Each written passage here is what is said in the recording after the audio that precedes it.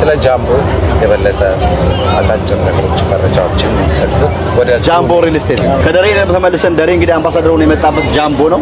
ጃምቦ ማን ነው? ከጃምቦ እንደምስ እናመሰግናለን። እንግዲህ ጃምቦ ሪል ስቴት የጃምቦ ኢንቨስትመንት ግሩፕ እህት ኩባንያ ሲሆን በጃምቦ ኢንቨስትመንት ስር ጃምቦ ሪል ስቴት ላለፉት 9 ዓመት በላይ በሪል ስቴት ቢዝነሱ ላይ ቆይተናል። ከዛ በተጨማሪ ግን ጃምቦ ኢንቨስትመንት ግሩፕ ኢትዮጵያ ውስጥ ከኢትዮጵያ ውጪ ከ29 ዓመት በላይ በኮንስትራክሽን እና በልማት በግንባታ ላይ ሰርተናል። 29 ዓመት በላይ እንዴት አልሰማንም?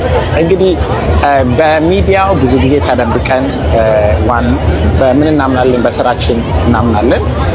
ያንን ስራ ደግሞ በተግባር አውለን ከ1000 በላይ ሰዎችን ባለቤት እና ባለ ንብረት አድርገናል ኢትዮጵያ ውስጥ። ይህንን ስራ ብዙ የሶሻል ሚዲያ ወይ ደግሞ የሚዲያ ከቨሬጅ አልፈለግንም። ይሄም ነገር የደረጀ ነገር ወደኛ ሲመጣ በጣም በጥንቃቄ ነበር የተቀበልነው እና ሚዲያ ላይ ብዙ የመውጣት ባህሪ የለንም። የእናንተ ሪል ስቴት ከሌላ ሪል ስቴት በምን ይለያል?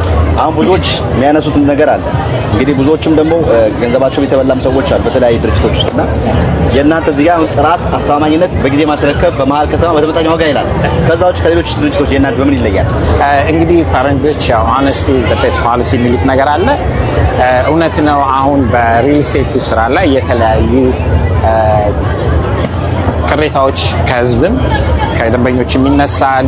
ፎልስ ፕሮሚስስ እኛ ምንድነው አንደኛ ነገር እውነታና ማድረግ የምንችለውን ነገር ነው የምንነግረው። ከዛ በተጨማሪ ንብረትን መሸጥ ብቻ ሳይሆን ያው ሰው በሚችልበት ፋይናንሻል ጎሉ ዋን ቱ ዋን ፋይናንሻል አድቫይዘሮችን እና ሴልሶችን አብረን በመስራት ፍላጎት እናስራለን።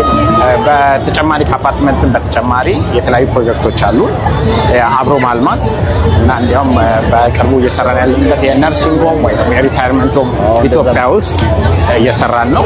የአብሮ ማልማት ፕሮግራሙ ምንድነው?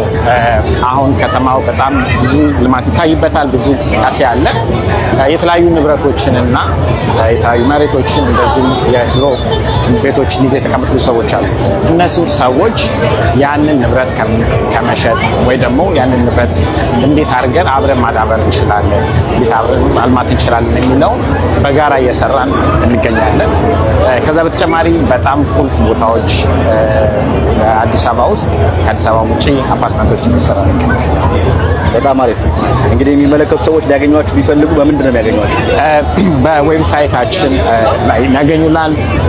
በዛም በተጨማሪ ሴልስ አት ጃምቦ ሪል ስቴት ዳት ላይ የተለያዩ ጥያቄዎችን አቅርቦ መገናኘት ይችላል። በጣም አሪፍ።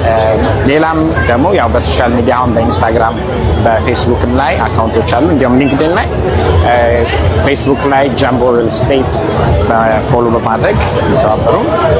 ከእንደገና ፌስቡክም ኢንስታግራም ላይ እንደዛው ጃምቦ ሪል ስቴት በሚል አካውንት አለን። እዛ ላይ በጣም አሪፍ። እኛም ከጎናችኋለን። እንግዲህ እዚህ በሰሜን አሜሪካ ብዙ እንታያለን።